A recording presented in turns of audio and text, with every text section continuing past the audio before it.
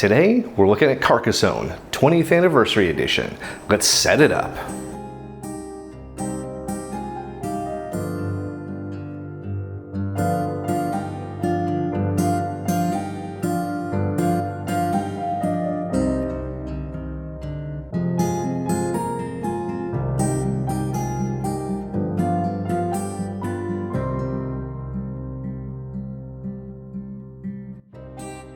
This is the 20th Anniversary Edition of Carcassonne.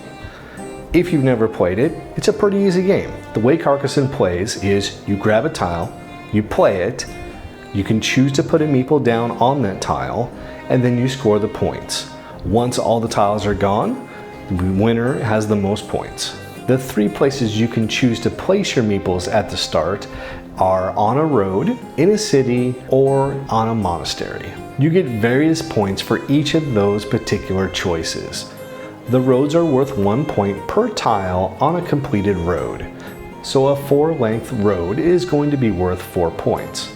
On a city, once it's completed, you get 2 points per tile in that city.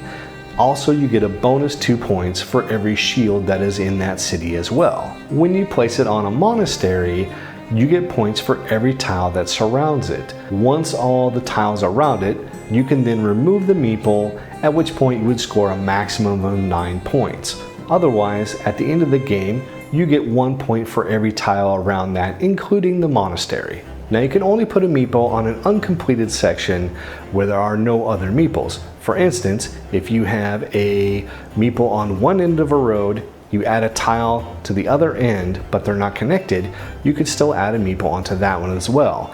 When the road connects, those two meeples basically cancel out. Your meeples are removed once that feature is completed. This allows you another meeple to play again. This is where the strategy comes in. Determining when you put that meeple down and when you want to take them back by completing the feature. Or do you place your meeple on an uncompleted feature that will be blocking or potentially removing the points that someone else could get by expanding that out and then connecting them together so that they cancel each other out. In the 20th Anniversary Edition, there are a couple of expansions. One is not an expansion per se, but the variant or additional rule about farmers, which are in most of the base games as well. The other expansion is the abbot. The way the abbot works is you can place it on a garden tile, and it acts just like a monastery. So when it's surrounded, each point is worth 1 point, and once it's fully surrounded, you can remove the abbot. The other expansion in this is the river, which is an expanded version of the river in some of the other games. Has a few extra tiles, including a double tile to start with. There is a group of tiles that have arrows on them, and they give 3 different options in this. When they're used, you can either take a turn again, which will score your points again. You can place a meeple on any unclaimed or unused feature. The third thing you can do with these arrow tiles is to place a meeple on one that you already have placed on the board, thereby increasing your claim to that area. Now let's talk about the component quality. On this one, as the 20th Anniversary Edition, there are some special touches to it. The tiles have a little UV finish on each of the tiles, and so there's a little bit of a reflection or glare in the light on certain little pieces, just enough to accent it, but not to blind somebody when they're looking at it, so it's still playable. Also, there are a couple of extra additions to this as far as mini expansions, and the game does come with the abbots, which is an extra type of meeple to use in the game. The other thing that this includes is a set of stickers, which is enough for every meeple in the game, and there's a variety of them so that none of them are going to be the same, and you can choose any of those to use on any color.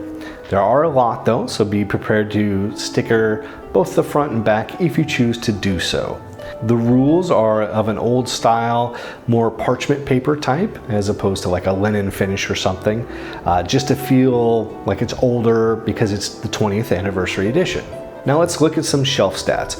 As you can see, it's about the same height as a Ticket to Ride box. It's not as deep, and it's about as thick though on this edition, maybe a little skinnier than the Ticket to Ride box. but it is about the same size as the normal, all the other Carcassonne sets, as far as the standard box sets, not the big boxes. And so this would fit next to those nicely. Let's look at the table space. Now this is a completed map at the end of a game, and it takes up a decent amount of a 3x3 area on this playmat.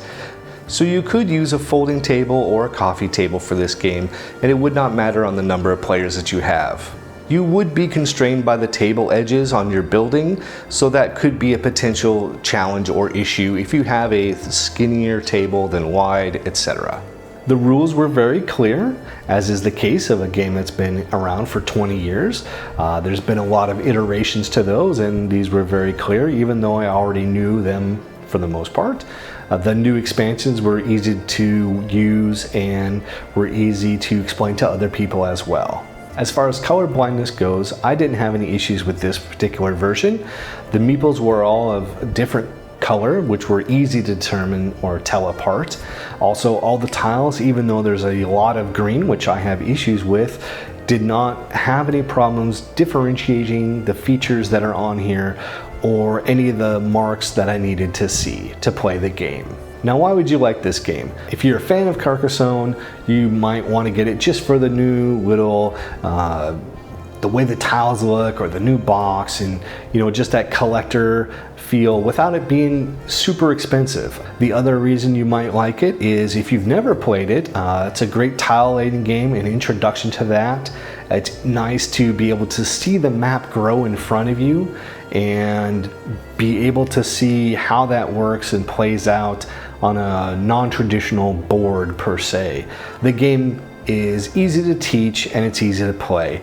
Because of this, it's recommended to a lot of beginners and starters, and you can break it out even with experienced gamers and they'll be able to play it pretty quick and knock a game out fast. Now, why would you not like this? Well, if you've never played this before or you get AP prone, then getting the tiles at the start of your turn can lead to some problems of overanalyzing, especially as you get towards the end of the game where there's a lot of options or maybe no options for you to place a tile at. And this can cause the game to slow down or grind to a halt as the game progresses. Another reason you may not like this is if you already have Carcassonne. There's really not much difference in this between the base version, and I don't know if the mini expansions included is enough to warrant purchasing this specifically for that reason unless you're a completionist. Another thing is that over time this can get kind of samey. You can only build your city so many times before you get tired of building a road, building a city, putting a monastery down. Carcassonne itself is a very good game, and this 20th anniversary edition just adds and enhances that. If you don't have any version of it and you can get this for the same price, it's worth getting this. Like I said, you may not be able to add expansions to it, but I think for most people, the base game is fine and will work just for all of your needs. However, if you are a completionist or you're looking for these very specific expansions, beware, the tiles may not match your other sets, and so it may not be worth it for you. But overall, I like this. It's a good game, and I would say this is a great starter game. So that's my thoughts on Carcassonne 20th Anniversary Edition. My name is Joe, and you've been watching Dice of Wrath.